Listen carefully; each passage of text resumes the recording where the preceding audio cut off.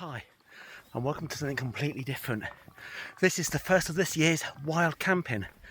We're starting off at Edale, going up the Pennine Way, up to Kinder Scout, walking on the Woolpack, and hopefully camping up there for the night if we don't get caught. So it's something completely different to the Lost in Leicester.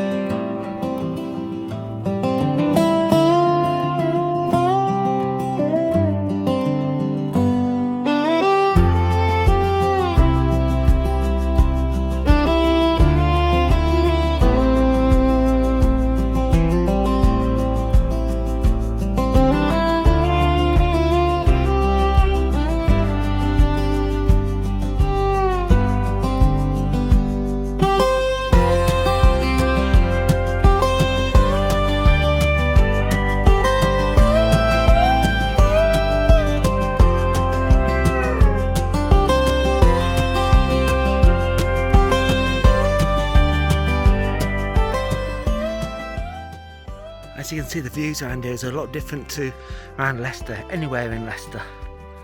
I've not been up this area for ages, but I think we're heading around there somewhere. I'm sure Hen will put me right, but we're going to be heading towards Jacob's Ladder first. So we've almost done 2 miles now. We're not far from Jacob's Ladder, but I think we go through a farmyard first.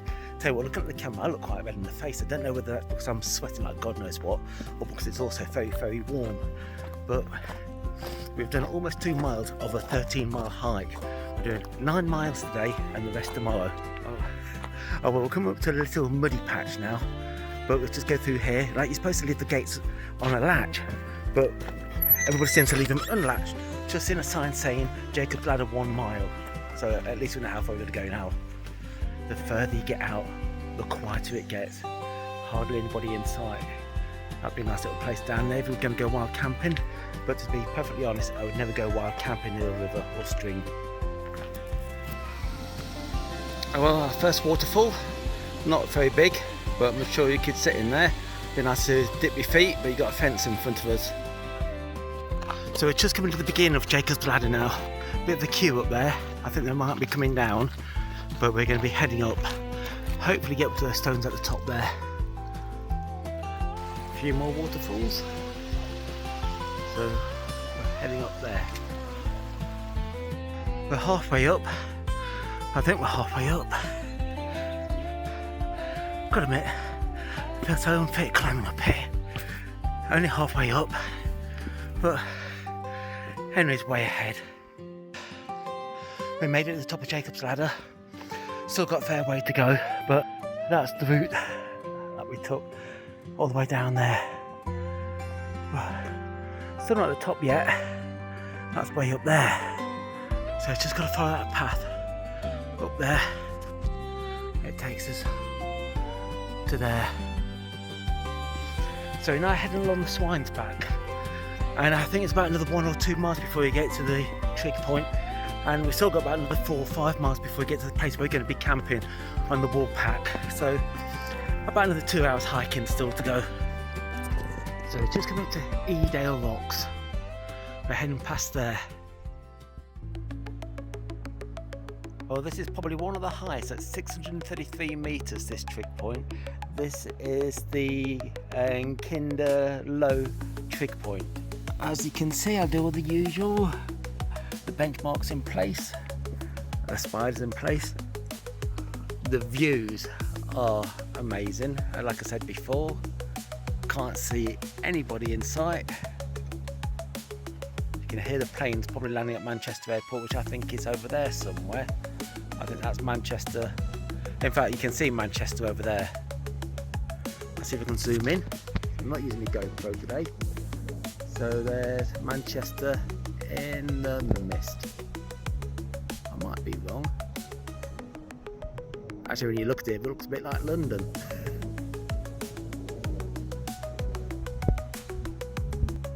Just there in the distance is Kinder Reservoir, and again in the distance is Manchester, I think.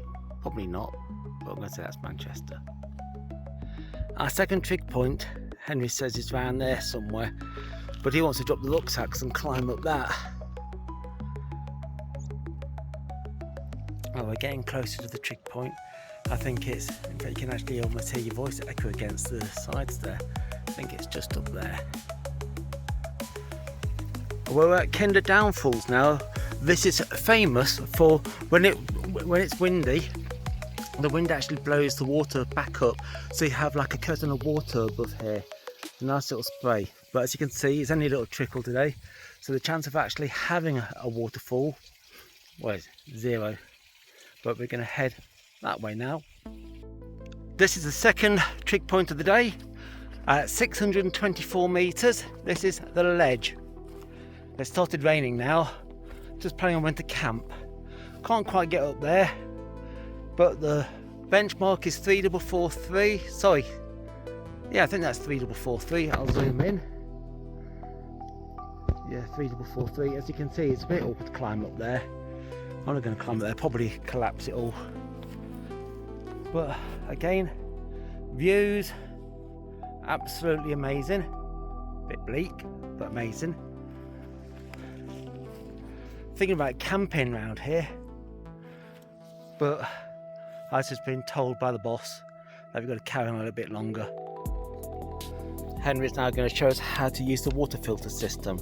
So you fill it up, hopefully he's got the right way and he's not cleaning the filter system out, and you just gently squeeze it. With these, you don't squeeze it really hard because you can break them, you can split the bag, but that should be drinkable water. Sometimes people say it might taste a little bit funny, but Henry's busy doing his jacket up because it's raining. I've still got my t-shirt on.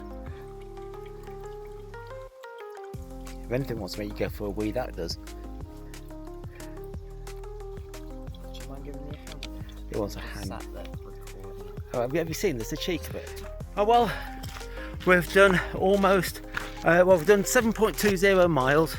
We're planning on doing 8 miles and then we're going to start looking for somewhere to camp. We've filtered some water and and I've tried that. It tastes a bit peaty, so if peaty water's your thing, then that's fine, but we're going to use that for cooking. Got to watch where I'm going because it's quite undulating. And then, like I say, in about 20 minutes, half an hour, we're going to start finding somewhere to camp, and then we'll only have about 4 miles left to do tomorrow. So we're now going to be crossing this little bit of a stream. You watch me slip. Henry won't film it for me. He doesn't want to waste this film. He still used 35mm. He doesn't even know what I'm talking about. Then head up here. So just following this little stream now. I'm sure it's not a stream. We've had a fair bit of rain. Then it would feed the waterfall further back there. And it'd be an amazing sight to see. Oh, well, true to form, talking, following the river or the stream. Thought we'd taken the right one. Henry says, are we doing okay? I checked the map and I think we're about half a mile off course. So we had to go across all the marshland and all that lot, bit boggy, but we found this foot. It's not on the map, so hopefully it's going to take us somewhere. Oh well, that route must have been a new route. They must have diverted the old path and that lot. We just discovered it by mistake, which isn't a bad thing, but we're now back on the proper path. We've got a few more miles than planned. We've only got 3.81 miles left to do. Hang on a second, bit uneven this is. 3.81 miles left to do tomorrow, and we're still walking a bit further, so probably tomorrow we'll have about 3 miles to do, which isn't too bad. And the weather's supposed to be raining, but it's supposed to be raining today. It's almost 8:30. We're hoping to get to the place where we plan to camp.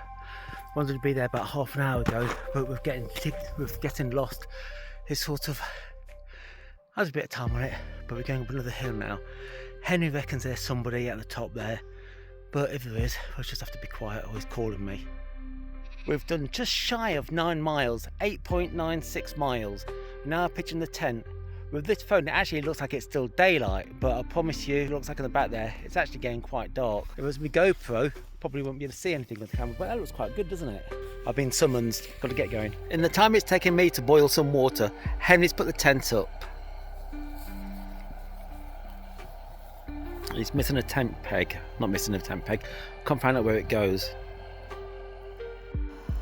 There's a little pocket rocket. Well, it's one of my favourite things. Although Henry says it's his, even though I paid for it. But you can always borrow it. But nice little bit of pasta and pesto and a beer. Can't beat a beer. But I've now been summoned by Henry again to look at this inside. Let's have a look what it looks like inside the tent. I'm sure he's made it all snuggly.